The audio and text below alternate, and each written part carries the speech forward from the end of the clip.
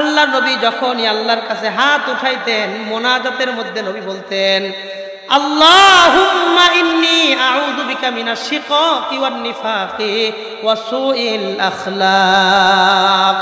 আল্লাহর নবী হাত উঠায়া আল্লাহর কাছে বলতেন আল্লাহ আমি আপনার কাছে পানা চাই মিনাশ শিকাক ঝগড়া ঝাঁটির স্বভাব থেকে পানা চাই, ওয়ান নিফাক নিফাক থেকে আপনার কাছে আমি পানা চাই। বিসমিল্লাহির রহমানির রহিম।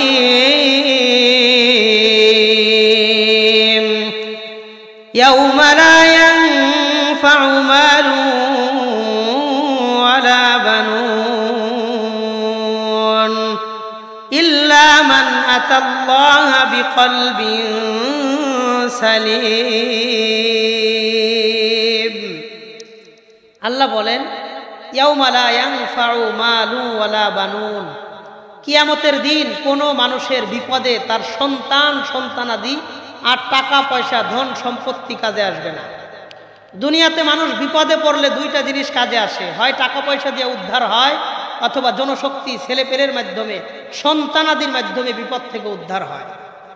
আল্লাহ বললেন ইয়াউমা লা ইয়ানফাউ মালুন ওয়ালা বানুন, কিয়ামতের দিন এমন একটা পরিবেশ পরিস্থিতি তৈরি হবে দুনিয়ার কোনো মানুষের সন্তান আদি আর টাকা পয়সা কিয়ামতের মাঠে কোনো ব্যক্তির কাজে আসবে না।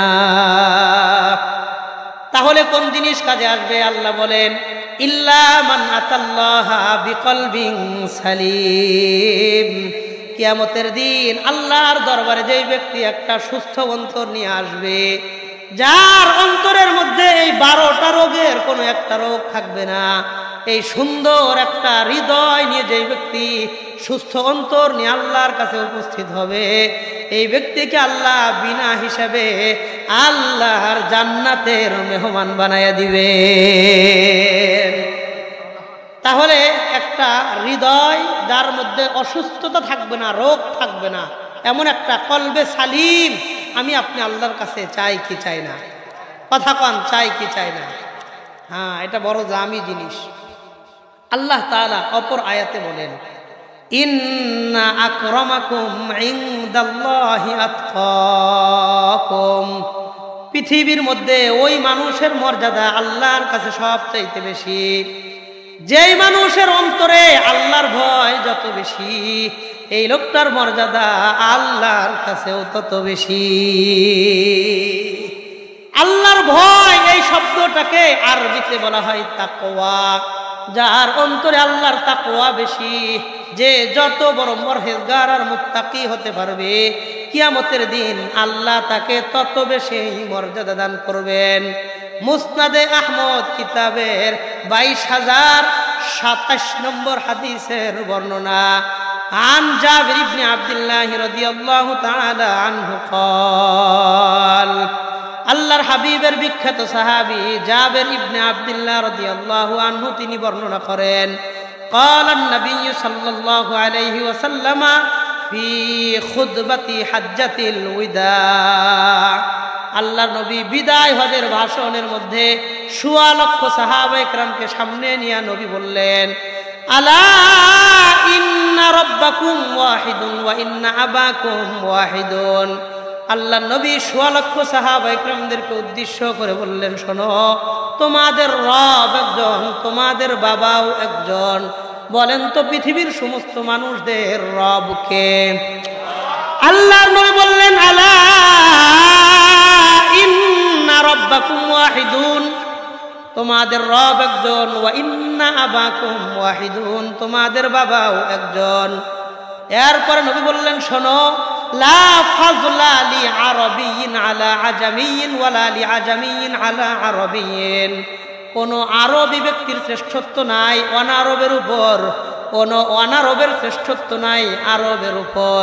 ওয়ালা ফাযলা লি আহমার আলা আসওয়াদা ওয়ালা লি আসওয়াদা আলা আহমারা, কোন লাল চামড়াওয়ালা ব্যক্তির শ্রেষ্ঠত্ব নাই কালো চামড়াওয়ালা ব্যক্তির উপর, কোন কালো চামড়াওয়ালা ব্যক্তির শ্রেষ্ঠত্ব নাই লাল চামড়াওয়ালা ব্যক্তির উপর।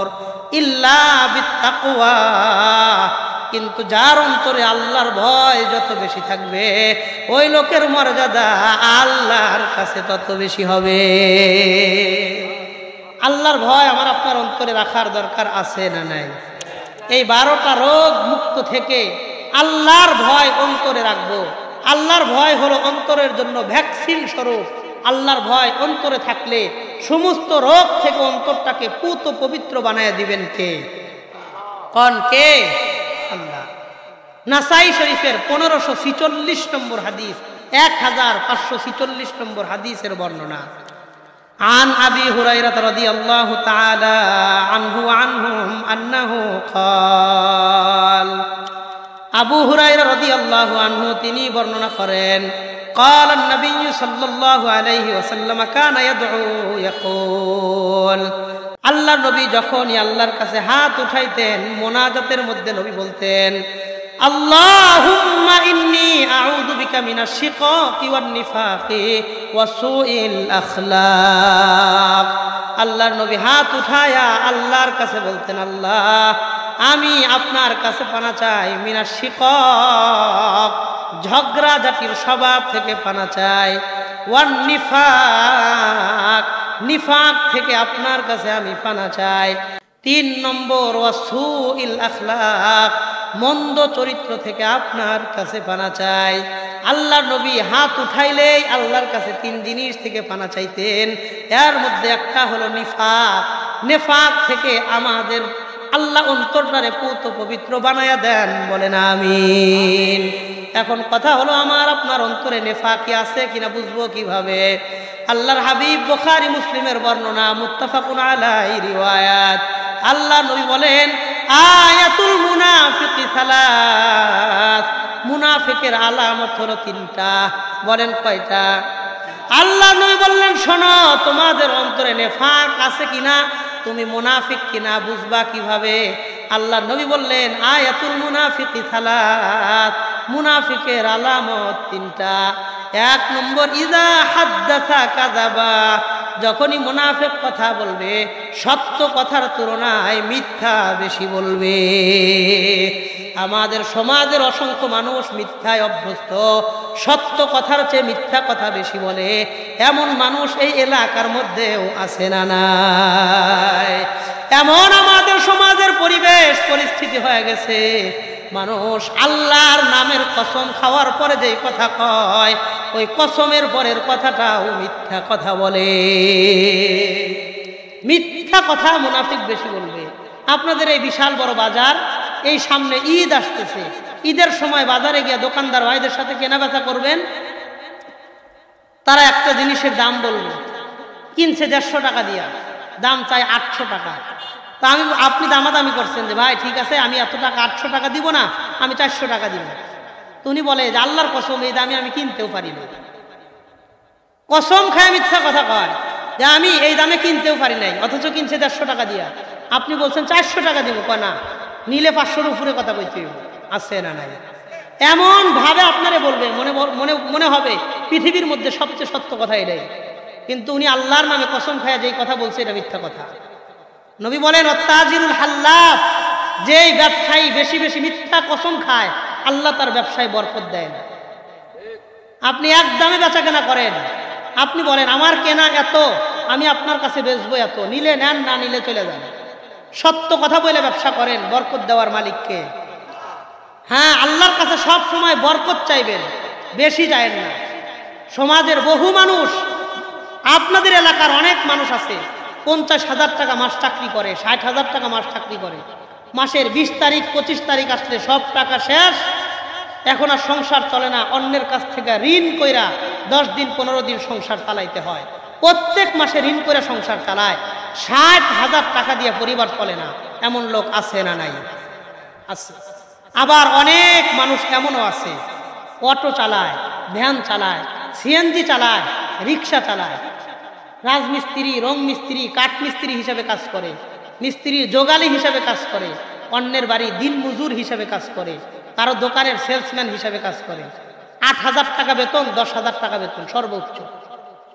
এই 8-10 হাজার টাকা থেকে নিজে চলে, পরিবার চালায়, পোলাপানের লেখাপড়ার খরচ দেয়, মা বাবার ওষুধের টাকা দেয়, সংসারের বাজার ঘাট করে, সব কিছু শেষ করার পরেও মাস শেষে পকেটে এই 8-10 হাজার টাকা থেকেও 500-1000 টাকা পকেটে থাকে, এমন ব্যক্তিও আছে না নাই? আমি আপনি আল্লাহর কাছে এই যে ব্যক্তির 8-10 হাজার টাকা, এই টাকায় বরকত দিছেন কে? ওই 60-70 হাজার টাকায় বরকত দেন নাই কে? এই জন্য আমি আপনি আল্লাহর কাছে বেশি চাই না বরকত চাই? বুঝা বলবেন, বেশি চাই না বরকত চাই? আল্লাহ আমাদের সবার জীবনটা বরকতের জীবন বানায়া দেন, বলেন আমিন। আল্লাহর নবী মুনাফিকের 3টা আলামত বর্ণনা করলেন। 1 নম্বর, ইযা হাদ্দাসা কাযাবা, কথা বললেই মিথ্যা কথা বেশি বলবে। 2 নম্বর, নবী বলেন ওয়া ইযা ওয়াদা আখলাফা, মুনাফিক ব্যক্তির 2 নম্বর আলামত, ওয়াদা করলে ওয়াদা খেলাফ করবে, জবানের কোনো দাম থাকবে না, জবানের দাম নাই, কথা বইলাই ওয়াদা খেলাফ করে, ওয়াদা দিয়া ওয়াদা রক্ষা করে না, এমন ব্যক্তি বর্তমান সমাজে আছে না নাই?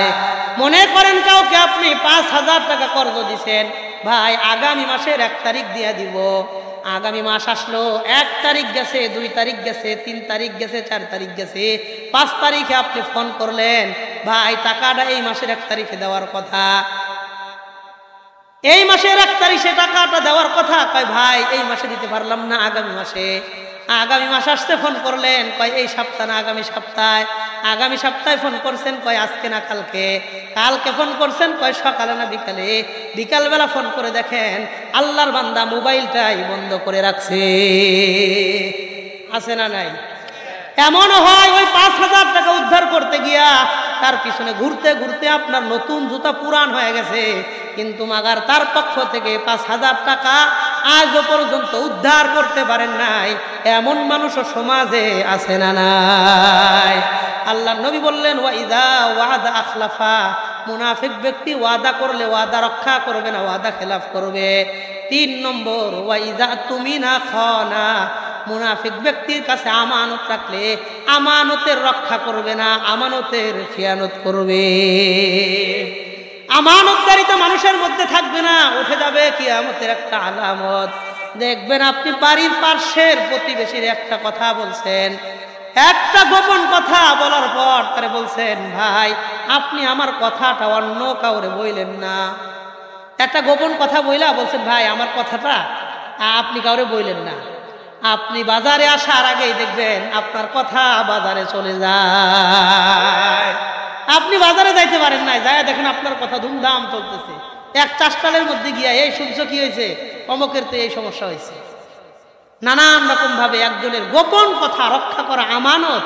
এই গোপন কথা অন্যের কাছে থাকলে সেটাকে রক্ষা করতে হবে, সংরক্ষণ করতে হবে, হেফাজত করতে হবে। কিন্তু মানুষ আমানতের খিয়ানত ব্যাপক আকারের করে, এটাকে গুনাহকে গুনাহই মনে করে না, আছে না নাই? মুনাফিকের আলামত 3টা, মিথ্যা কথা বেশি বলবে, আমানতের খিয়ানত করবে, ওয়াদা খেলাফি করবে। আল্লাহ আমাদের এই 3টা স্বভাব থেকে এই এলাকার সমস্ত মানুষকে হেফাজত করে নেন, বলেন আমিন। এই 3 অপরাধের শাস্তি কি? মিথ্যা কথা কইলে কি শাস্তি, আমানতের খিয়ানত করলে কি শাস্তি, আর ওয়াদা খেলাফ করলে কি শাস্তি। প্রত্যেকটার 4টা করে শাস্তিও যদি আমি আপনাদের হাদিস থেকে শোনাই, 3, 4, 12টা হাদিস বলতে গেলে আমার 1 ঘন্টা সময় শেষ হবে। অন্তরের রোগের 1 নম্বর নিয়ে কয়েকটা কথা বললাম, নিফাক। নবীজি নিফাক থেকে নিয়মিত বানা চাইতেন আল্লাহর কাছে, আল্লাহুম্মা ইন্নী আউযু বিকা মিনাশ শিকাক ওয়ান নিফাক ওয়া সুইল আখলাক। আল্লাহ আমার অন্তরে আপনি নিফাকি দিয়েন না। আল্লাহ আমাদের সবার জন্য নবীর দুয়াটা কবুল করে নেন, বলেন আমিন।